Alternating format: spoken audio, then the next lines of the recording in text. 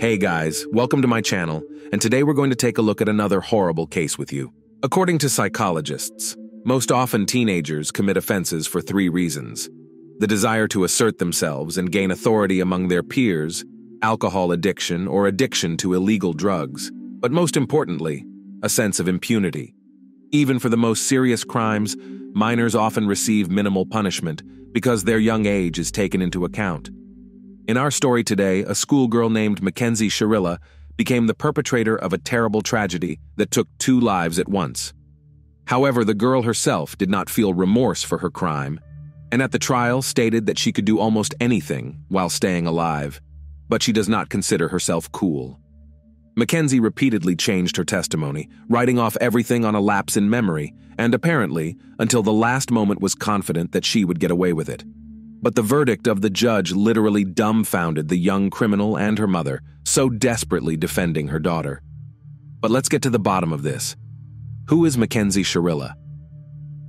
Mackenzie Shirilla was born in August 2004 in the quiet town of Strongsville, Ohio, and was the 3rd child in the family.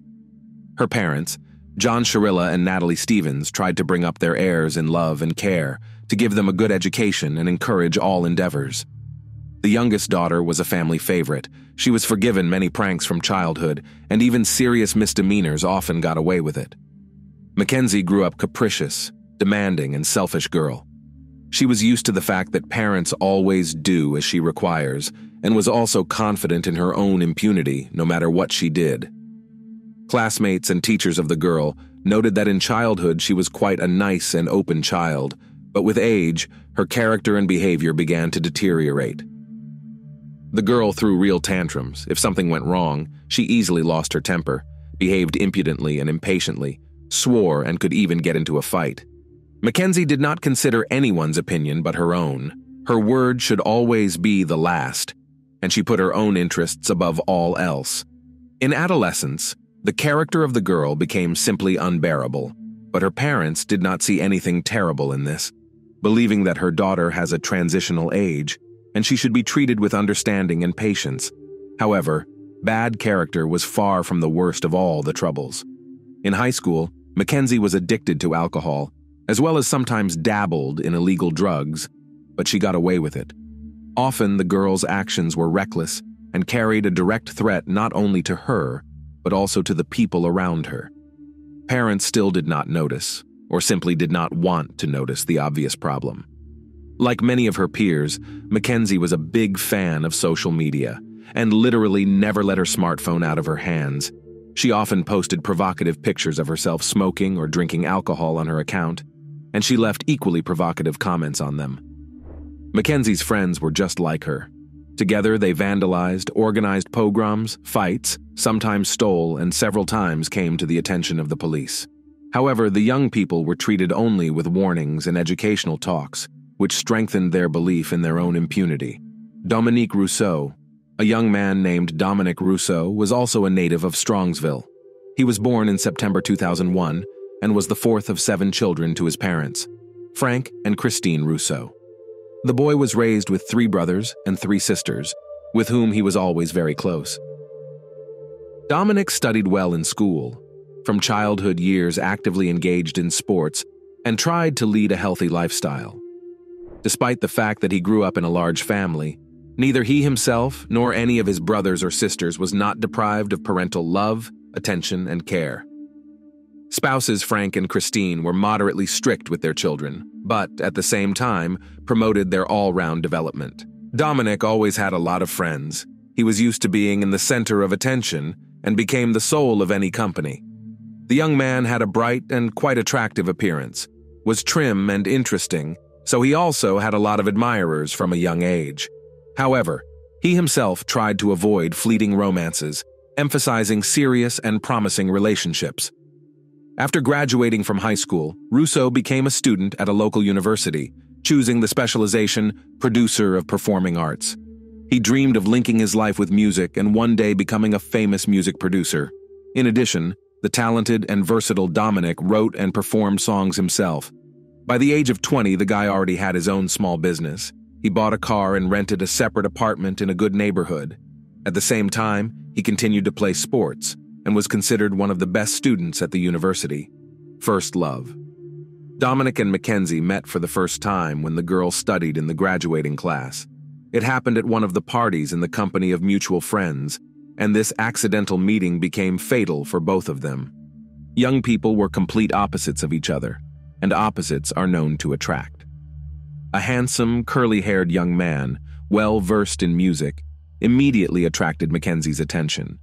He was radically different from the guys she usually socialized with. He was educated, well-mannered, interesting, and could easily hold a conversation on any topic. Mackenzie herself had a striking appearance and slim figure, dressed well, and knew how to make the right impression. She turned on all her charm to draw the attention of the guy she liked, and she managed to achieve the desired rather quickly. In the fall of 2021, the couple began dating, and almost immediately each of them introduced the chosen one to their parents. But if Mackenzie's parents were delighted with her choice and considered Dominic a brilliant couple for their daughter, the parents of the guy had mixed feelings about his passport. On the one hand, the girl looked sweet, innocent, and tried to make a good impression on them. But on the other hand, something in her immediately alerted Frank and Christine Russo. Friends and family members of Shirilla were sure that Mackenzie, for the first time in her life, really fell in love, and sincerely hoped that the relationship with the chosen one will positively affect her character and behavior. Then no one could not even guess what tragedy would end this youthful romance. The couple began to appear everywhere together, holding hands, and openly demonstrating their tender feelings for each other. So soon, the whole small town knew about the relationship. Those who knew Mackenzie well sincerely felt sorry for her boyfriend, but most just happy for them. What was wrong with her? Soon Dominic began to notice oddities in his girlfriend's behavior, her defiant antics and desire to make everyone around her do only what she wants. At first, he did not focus too much attention on it, writing off everything on the young age and the desire to attract attention. The young people made plans for their future together, and even planned to get married as soon as Mackenzie turned 18. They also planned to leave their native provincial town and together go to conquer a major metropolis, ideally, New York. There before Dominic would open a lot of opportunities to build a brilliant career in the music industry and fully reveal his talent. But as time went on, Mackenzie's behavior became more and more alarming, and sometimes even frightened the guy. She demanded from her boyfriend that he did only what she wanted, and if he did not agree with her in something, she made scandals, threw tantrums, and behaved like a little capricious child. At first, Dominic tried to translate everything into a joke, but soon realized that this is the true face of his chosen one. In public, she was still trying to hold on, but being alone with her boyfriend spewed on him the whole storm of his emotions, and sometimes even pounced on him with fists. Mackenzie's behavior became more and more aggressive, and at some point, the young man decided that he had enough. He suggested that she take a pause in the relationship and sort out her feelings. But upon hearing this, Mackenzie had a public showdown in front of their mutual friends. She screamed, threatened Dominic that she would kill him if he left her, threatened to burn down his house and wreck his car. But by doing so, she only made him feel more confident that he was doing the right thing by ending this toxic and unrewarding relationship. Obsessive stalking. Mackenzie had no intention of letting her boyfriend go, and at first she acted as if nothing had happened. She continued to called him to various parties and other events, as well as exhibited in social networks of their joint photos, accompanying them with posts with declarations of love. When Dominic firmly told her that everything is over between them, she literally went mad with anger and rage. Mackenzie went to his house almost daily and shouted all sorts of nasty things, insults and threats under his windows. She called him from different numbers, left messages on his answering machine, wrote on social media and emailed him. Mackenzie then swore in love and offered to try to start all over again, then again began to insult and threats. Russo was confused. He simply did not know how to react to such behavior, because he had never encountered such behavior. He tried talking, tried to ignore the former lover, and a couple of times even recorded her threatening tantrums on his phone. It got to the point that Shirilla, seeing the ex-boyfriend on the street or in another public place, began to scream and insult him in front of passers-by. She turned Dominic's life into a real nightmare. but he still hoped that a little more time would pass and she would leave him alone, switching to someone else. One day, in front of witnesses, Mackenzie declared that it was easier for her to kill Dominic than to let him go. Mackenzie said that if he didn't come back to her, no one would have him, and she would take care of it. The young man did not take these words seriously, although those around him realized that Mackenzie was not joking. Among the most frequent threats from the mouth of the schoolgirl were promises to hit and run over the guy with a car, as well as to put him in the car and drive off a cliff or stop on the railroad in front of a train rushing at them. Each option sounded terrifying, and each of them Mackenzie described in detail, as if she had planned it all out long ago and was just waiting for the right moment. An unexpected reconciliation. When Mackenzie realized that threats and insults would not help her to get Dominic back, but only distanced him, she decided to change her tactics. Mackenzie became sweet and charming again, stopped pressuring and harassing her ex-boyfriend, and instead tried her best to pretend that she realized her mistakes and wanted to change for the better. She talked about the upcoming enrollment, asked to help her choose a university, and also claimed that she had gotten smart, and most of all was now concerned about the final exams. Such changes pleasantly surprised Dominic. He, in spite of everything, still had tender feelings for the former girlfriend and decided out of kindness to help her with university enrollment. Therefore, they again began to see each other and communicate. Gradually, the couple became close again. Dominic began to invite Mackenzie on dates, sought to spend all his free time with her, and believed that she had changed, matured, became more serious and responsible. He did not notice how he fell in love with her again, and all the former offenses remained somewhere in the past. However, this time the young people were in no hurry to announce to all friends and acquaintances about their reunion. Their meetings were more like secret dates, where they just enjoyed each other's company, avoiding the close attention of others. When Dominic's own brother Angelo learned about what was happening, he suggested that nothing good would come of it, but the young man in love did not heed his words. A devious plan. While Dominic naively rejoiced at being reunited with his girlfriend and the changes he thought had happened to her, Mackenzie herself hatched a terrifying plan of reprisal against the young man. She was so fascinated by the idea of a car and a spectacular car crash that she began to work out this scenario in detail. In her free time, she spent hours driving around the city, choosing a place suitable for the realization of her plan. However, there were no high and steep cliffs nearby, and going out on the tracks while waiting for a train seemed to her an unreliable idea. One day, Shirilla drove into a nearby industrial area, a fairly secluded place with no cameras on the way, and very few cars in the area. The schoolgirl's attention was drawn to a huge brick wall, and her sick imagination immediately conjured up a new, no less horrible plan. She decided that if she accelerated to the maximum possible speed and crashed into the wall, it would be no less spectacular than falling off a cliff into an abyss. It should be noted that initially Mackenzie planned to die together with her lover, so that their story was retold by all the inhabitants of the city. She even told her best friend about it, but her friend simply did not believe in the seriousness of her intentions because Mackenzie had visited such delusional ideas before, but everything was limited to empty conversations. A terrible realization of the plan and an accidental victim. At the end of July 2022, just a week before her coming of age, Mackenzie suggested to Dominic that they go to an upcoming party hosted by their mutual friends. It would be a good opportunity to have fun, to unwind, and to let everyone know that they were back together and loved each other dearly. The young man readily agreed. He still didn't feel threatened by Mackenzie and believed in the sincerity of her feelings and intentions. The event was scheduled for Saturday, July 30th. Dominic and Mackenzie appeared in the middle of the party, holding hands, which immediately attracted the attention of those present.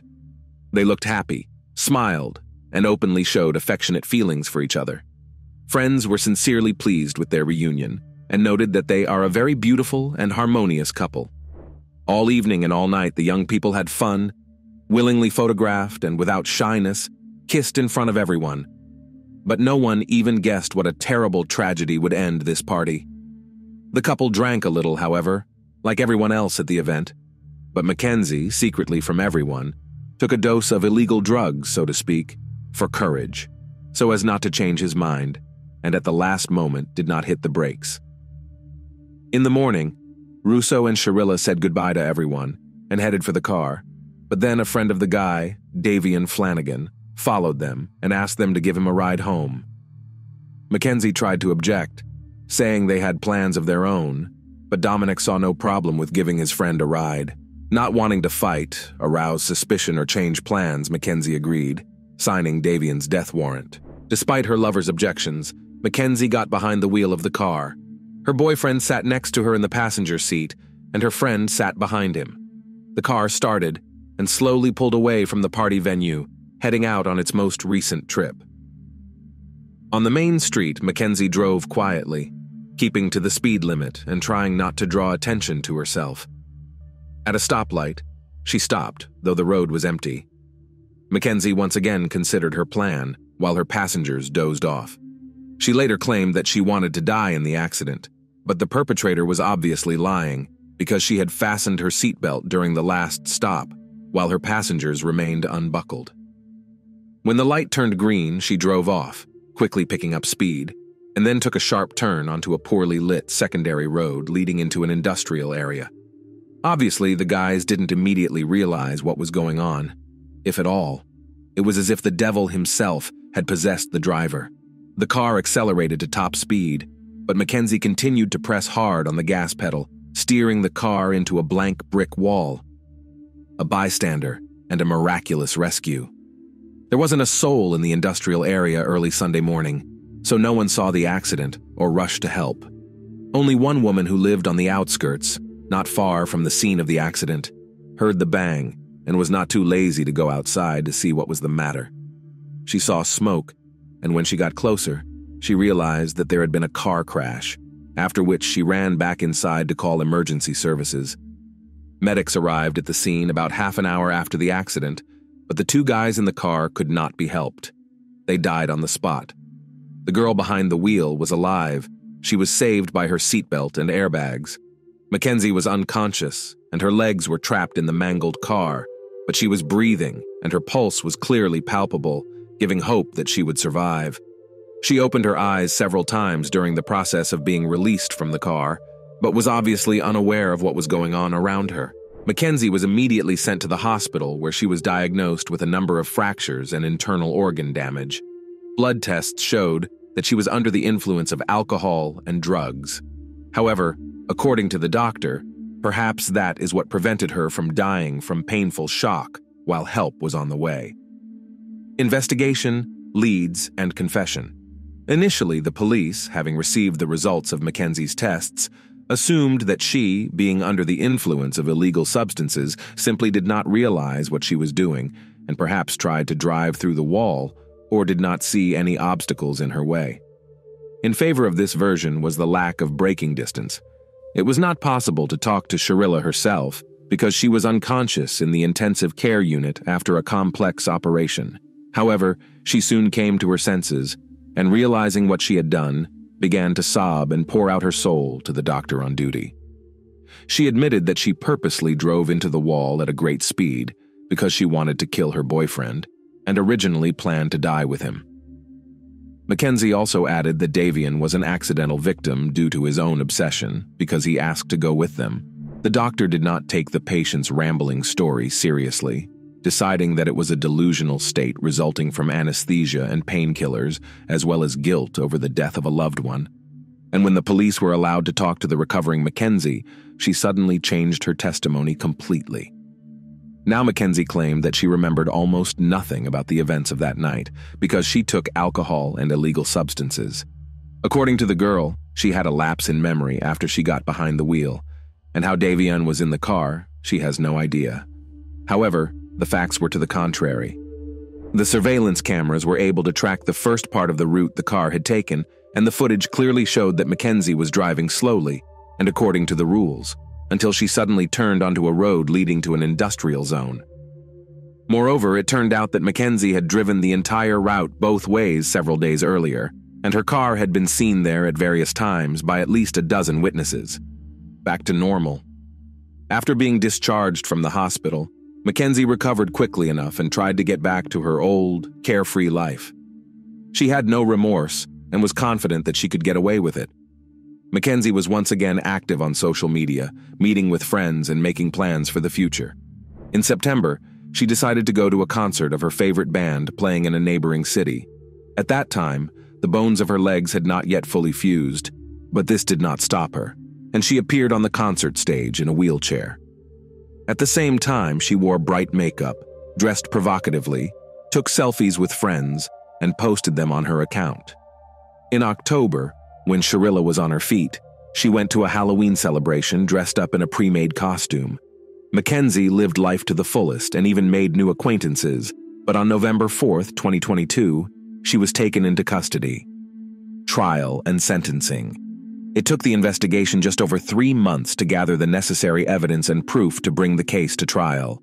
Mackenzie was charged with premeditated aggravated double murder and possession and use of a controlled substance that was found in her pocket and detected in her blood. The defendant changed her testimony several times, first citing a lapse in memory, and then, when her friend testified in court as a witness, to whom she revealed her plan, Mackenzie changed tactics, saying that she wanted to die with her lover. But even here there were immediately discovered inconsistencies, because she had previously fastened herself with a seatbelt. On August 21st, 2023, Shirilla was found guilty of all charges. However, an important nuance was taken into account, namely, at the time of the crime, she was not yet 18 years old. It was 5 days before her majority, so she was tried as a minor. Under state law, she was entitled to at least 2 consecutive sentences of 15 years for each murder, without parole. But because of her young age, she was allowed to serve the 2 sentences concurrently, meaning she would be eligible for parole in 15 years. By then, Mackenzie would be 33 years old. Both sides were unhappy with the court's decision. Family members of the deceased young people said they would seek a review of the case in order to increase the punishment, and parents and Mackenzie's lawyer, on the contrary, considered the sentence too harsh and filed an appeal. However, the judge left the sentence unchanged, noting that he did not believe that Shirilla would leave prison after 15 years. The defendant herself, in his opinion, did not repent for the evil she had committed, behaved arrogantly and even insolently towards the court. But now she will have enough time to seriously consider her heinous act. Thanks for watching, guys. Subscribe to the channel and don't forget to click on the bell not to miss new stories from around the world. See you soon. Take care.